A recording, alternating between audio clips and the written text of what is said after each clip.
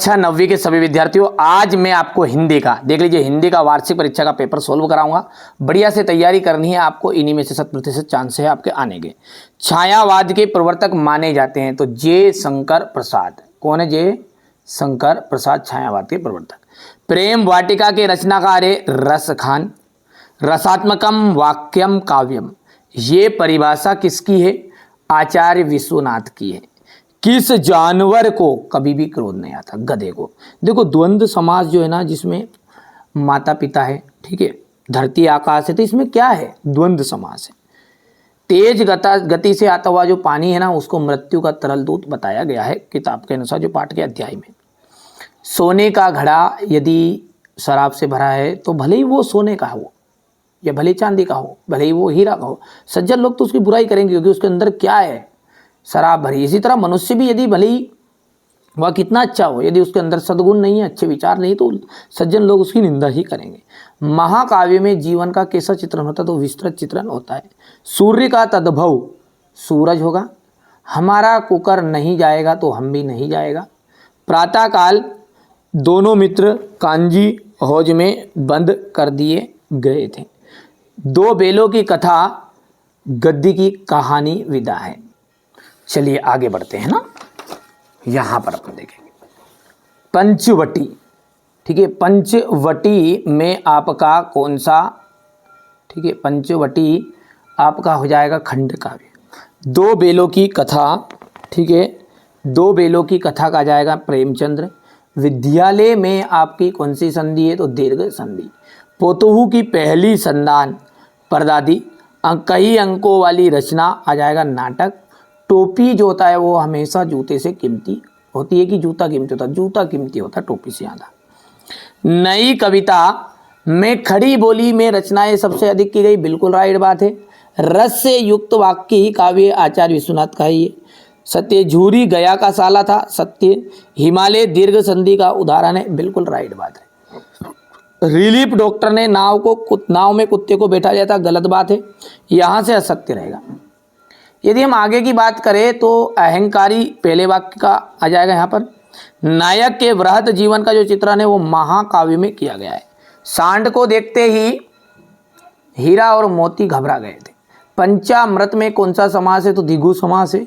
Journal मिथेया का चित्र लेखिका बहन रेणु ने मंगवाया था। हजारी प्रसाद द्विवेदी छायावाद के लेखक हैं। भक्ति काल को हिंदी साहित्य का स्वर्ण युग कहा जाता है। यहाँ से आप क्वेश्चन नंबर 7 को ध्यान से देखेंगे। ये हो गया इतना, ठीक है भैया, थोड़ा सा छोटा कर दूं। ये हो जाएगा।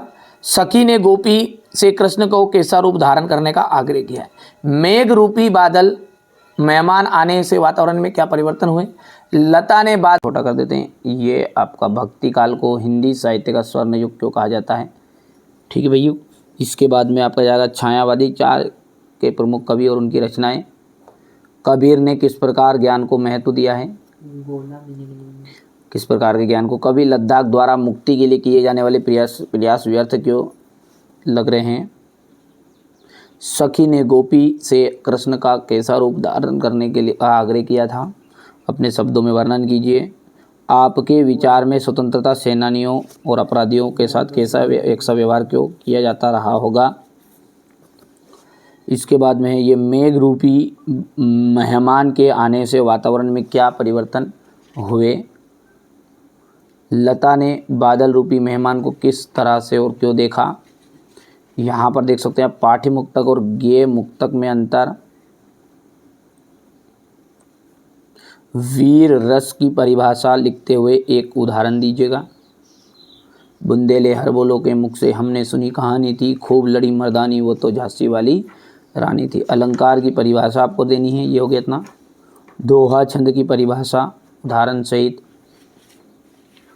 रईमन पानी राखिए बिन पानी सब सुन, इतना हो गया। ये गद्य किसे कहते हैं।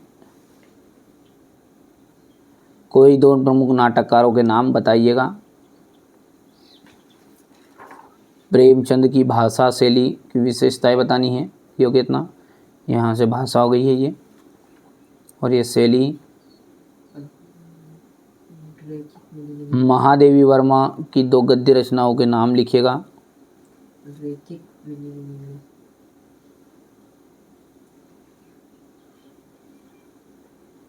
छोटी बच्ची को बैलों के प्रति प्रेम क्यों उमड़ाया?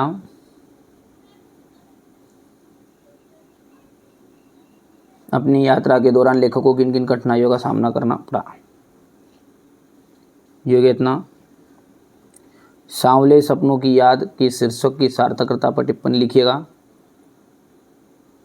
ये क्वेश्चन नंबर 15 का थवा। संधि किसे कहते हैं, इसके भेद लिखिएगा। तत्सम शब्द किसे कहते हैं? बाढ़ की सही जानकारी लेने और बाढ़ का रूप देखने के लिए लेखक क्यों उत्सुक था? रीढ़ की हड्डी की सार्थकता को स्पष्ट कीजिए।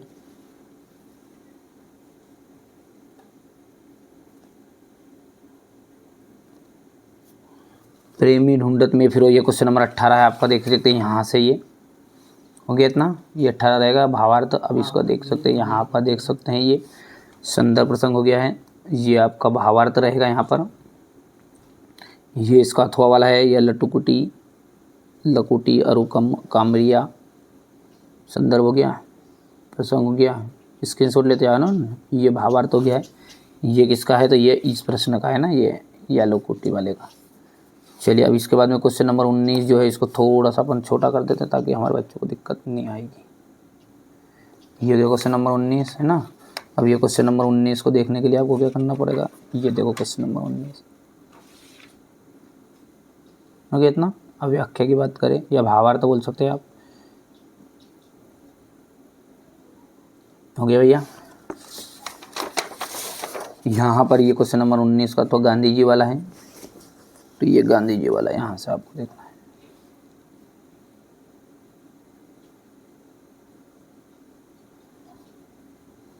ये व्याख्या क्वेश्चन नंबर 20 का देख सकते हैं कंप्यूटर के विषय पर, तो ये आपका संवाद रहेगा यहाँ पर, हो गया। अब ये 21,